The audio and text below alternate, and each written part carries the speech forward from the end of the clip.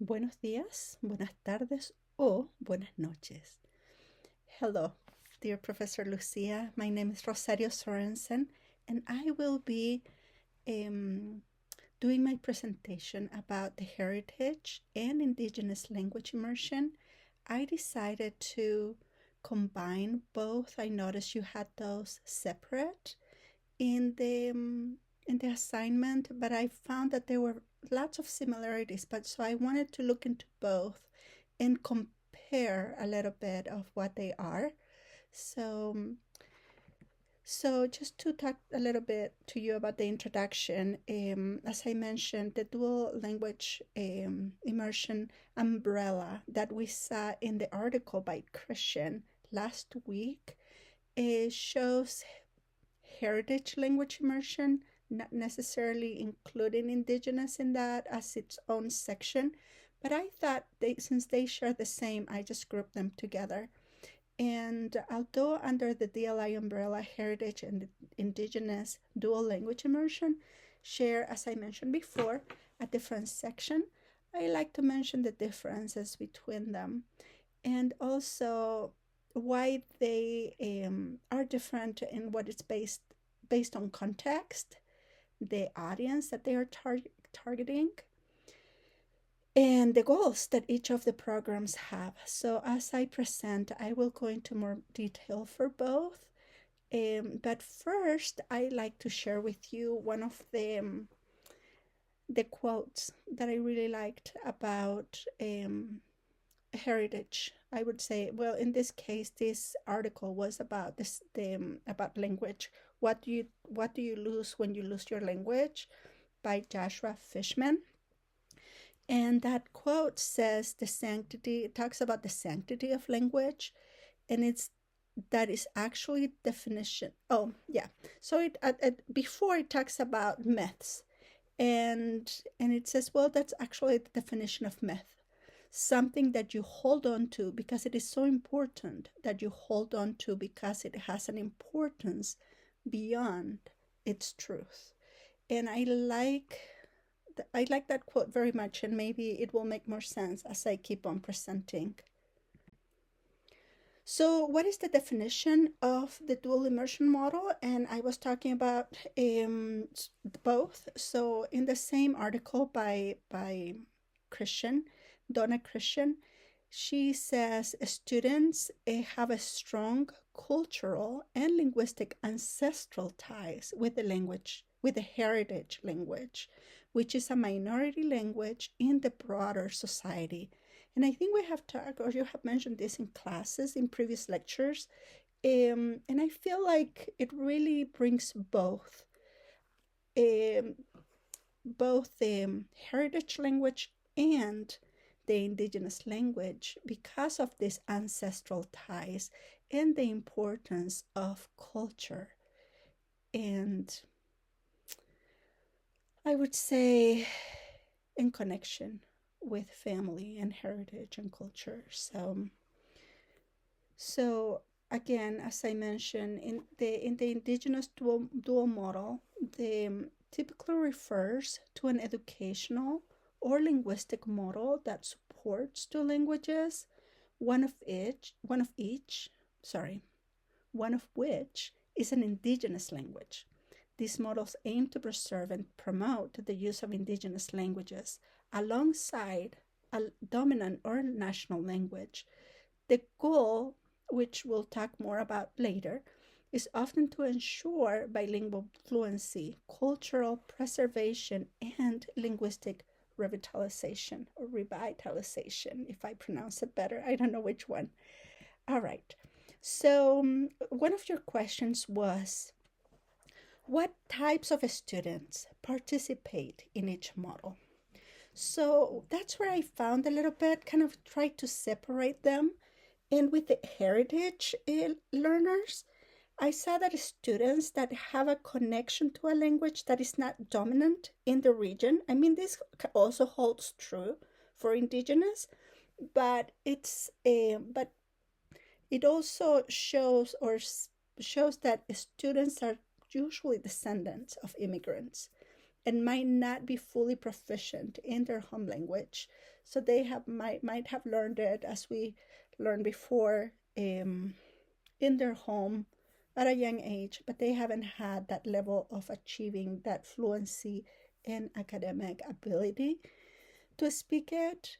In the indigenous, we see that students are part of an indigenous community, or they have ancestral roots tied to an indigenous population. And usually these are not from immigrants, but they are from people that belong to that region. And I'll talk about some examples later. The focus is on language preservation and again that word revitalization, maybe. so that's the main goal when it comes to indigenous students that are participating in this model. So in this slice, we're looking at what are the tenets of the model that qualify it to fit under dual immersion education. At the beginning of the list, I have bilingualism and biliteracy, but in dual language education, both Indigenous dual language immersion, DLI, and heritage DLI models share certain core principles that align them under the broader umbrella of dual language education, while focusing on a specific cultural and linguistic goals. And some of the main things, as I mentioned before, one of them was bilingual and biliteracy. The primary goal for both of them is to develop proficiency in the two languages, as we have learned and mentioned repeatedly during this course. The indigenous or heritage language and the dominant language as well. So with the indigenous dual immersion language, it's emphasizing and preserving the indigenous languages, while the heritage dual immersion focuses on reinforcing languages that have cultural significance to the learner, but may be at risk of being lost within their family or the community. So like we mentioned before with this, I think we mentioned them, they were like some of the main, the core features of dual language is also academic achievement. It also applies to both indigenous and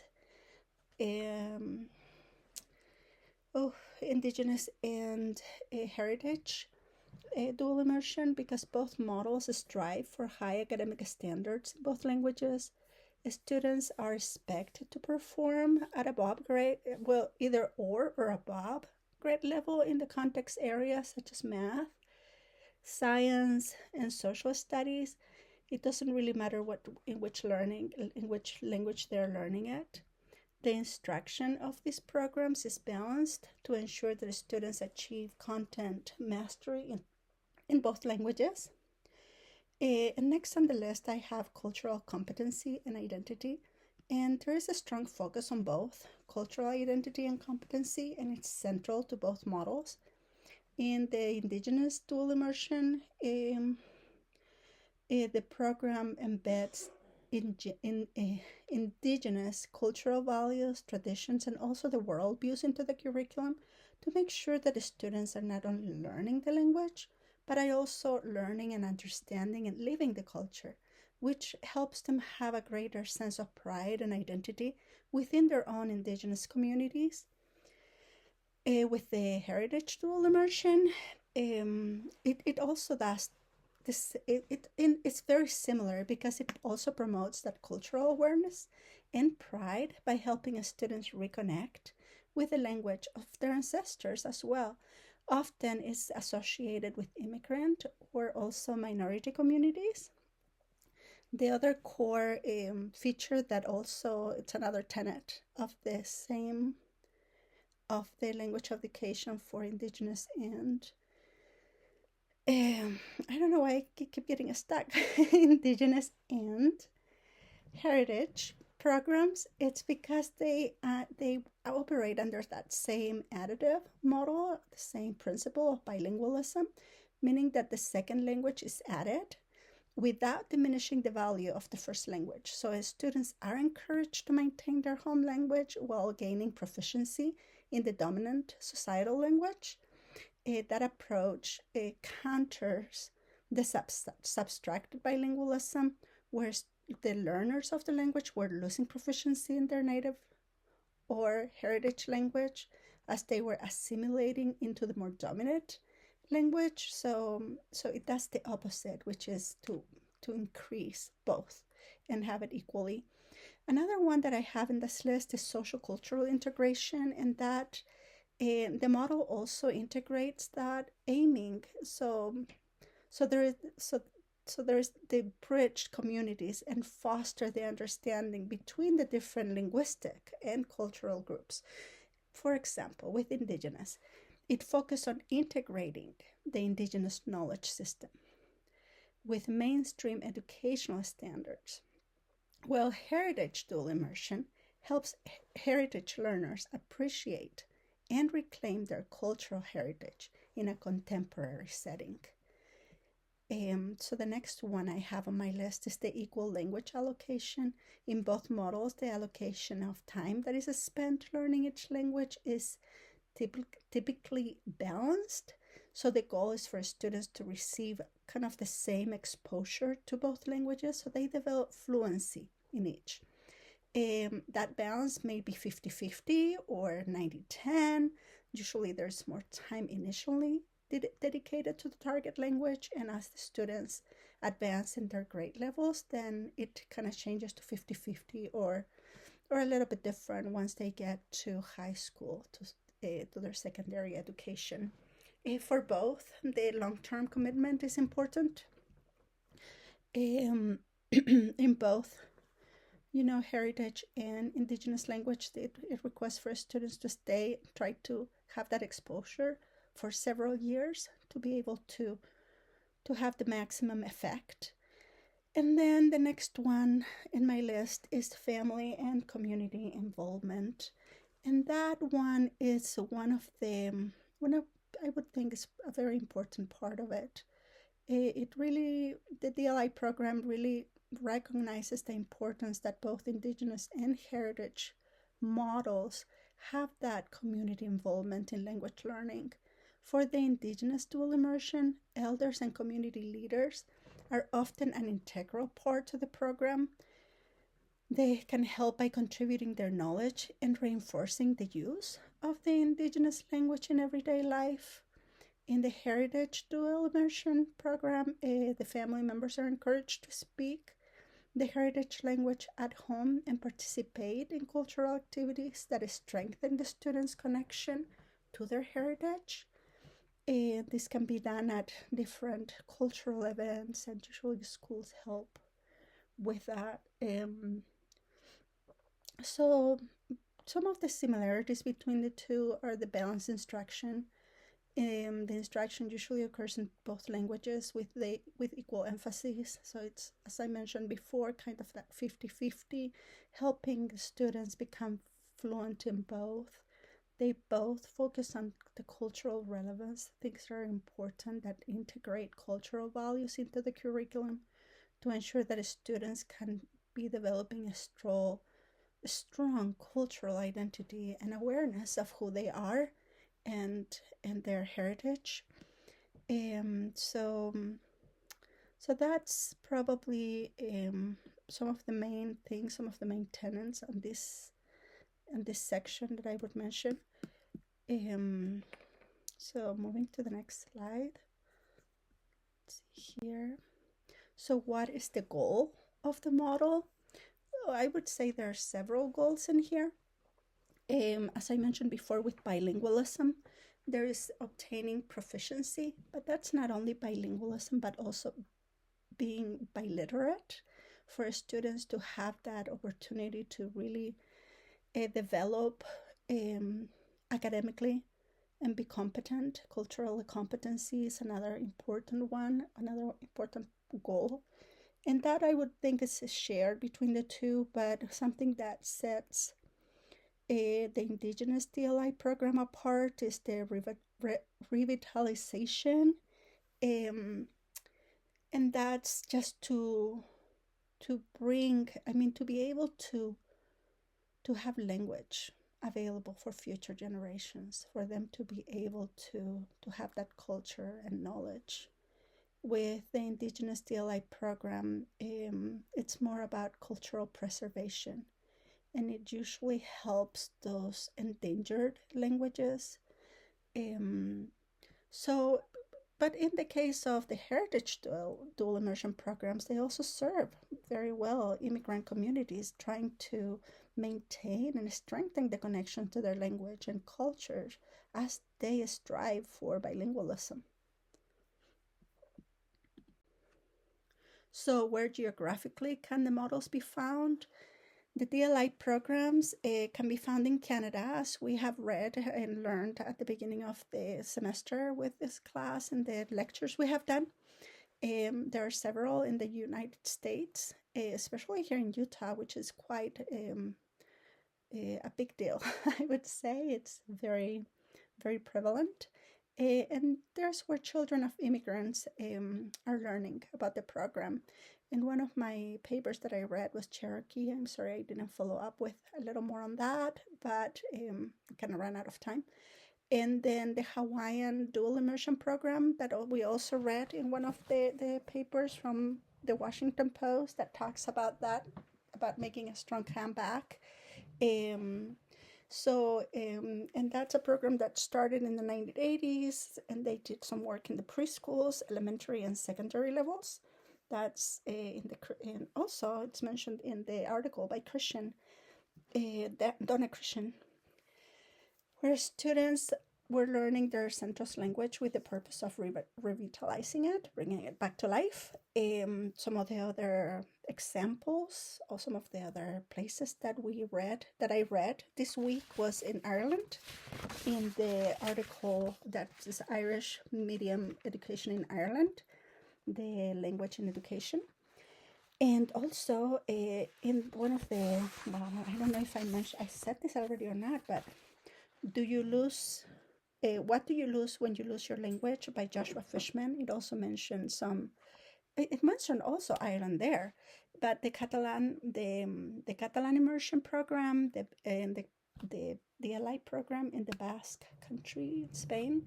And one that I am aware of is Easter Island. I worked on a project for one of my linguistic classes last year, and I did a presentation actually on Indigenous languages there and preservation and the danger of extinction of a language. So, and if you would like more information on my Easter Island presentation, I can share it with you with some of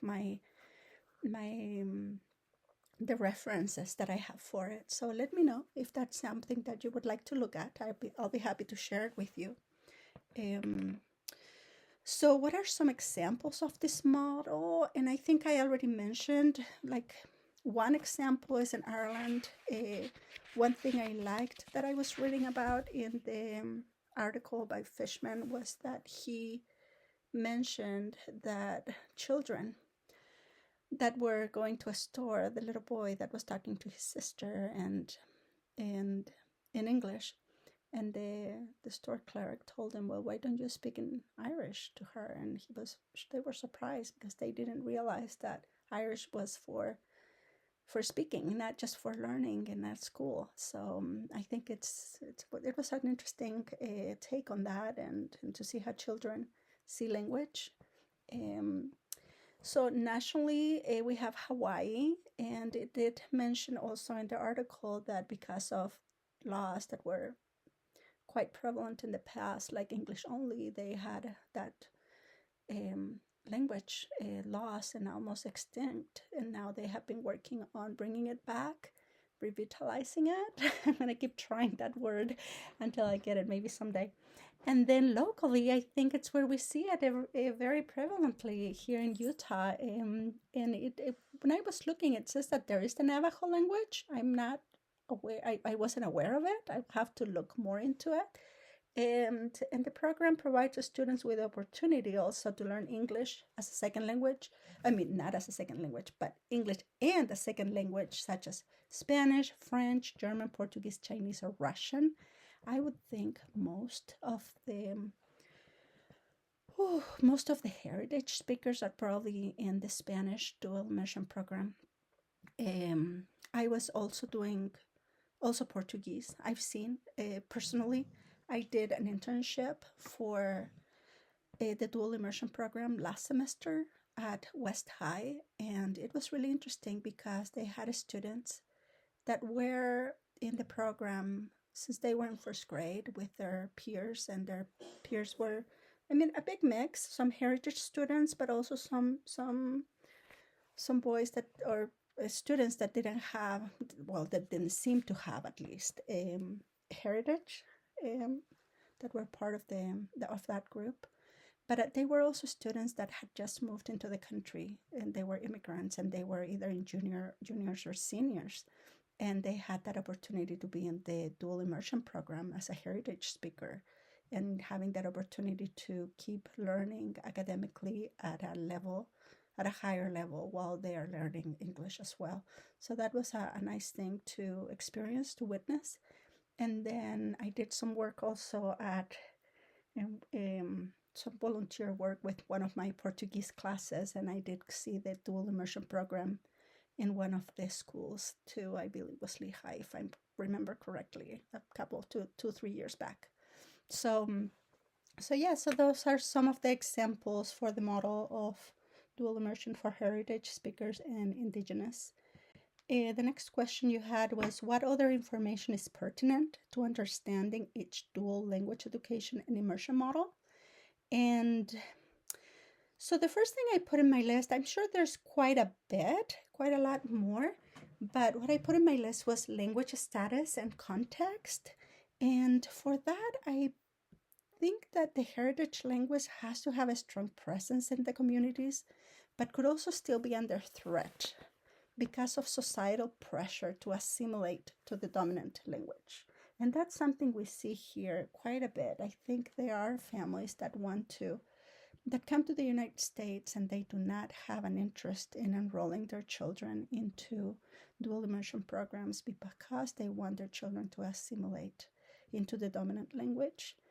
I work also for Big Brothers Big Sisters of Utah, and recently I was talking to a mother that wanted to enroll her child in the program, and she said her child was struggling with English, and she just didn't want him to have anything to do to keep practicing Spanish because she felt that was going to hold him back. So that's a very common misconception. So that's one thing that we need to understand when parents are coming with that mentality. Also, it's hard when they come and they don't feel like they fit in, and they try to do this, so they are able to fit in. It also with on the other hand, with indigenous language status, languages often exist in an endangered or severely endangered states. So where the speakers of the indigenous language are really going down, they're declining drastically. Sometimes only older generations are speaking the language. These indigenous languages usually don't have the same institutional support as heritage languages, and they require more focused efforts to be able to revitalize the language.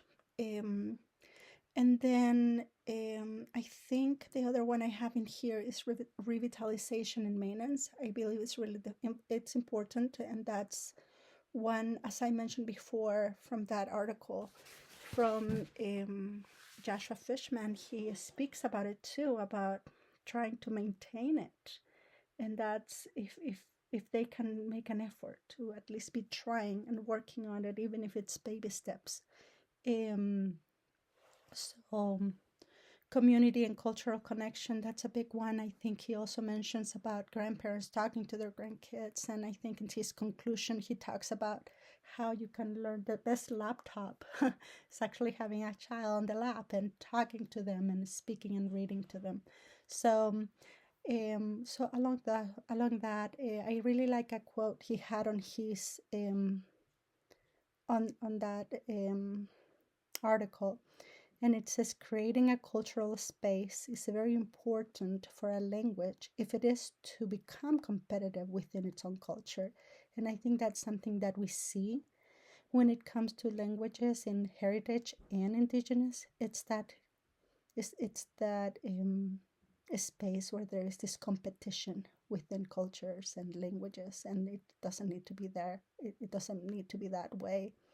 Some of my own thoughts and my reactions to this were the importance of that sense of identity, and about the value that that Fishman speaks so strongly about the preservation of language and the preservation of culture and history, and considering that almost something like sacred, as was mentioned at the beginning, as I mentioned at the beginning of the presentation, that it's something so valuable and strong beyond the truth of it. So, and then also having that connection. So it's about language stewardship, about trying to protect those languages, especially those that are endangered.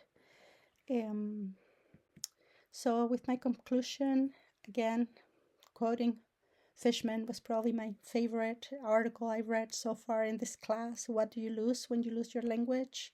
And it's what he was mentioning about your culture, your sense of self, your connection with your family, and how we can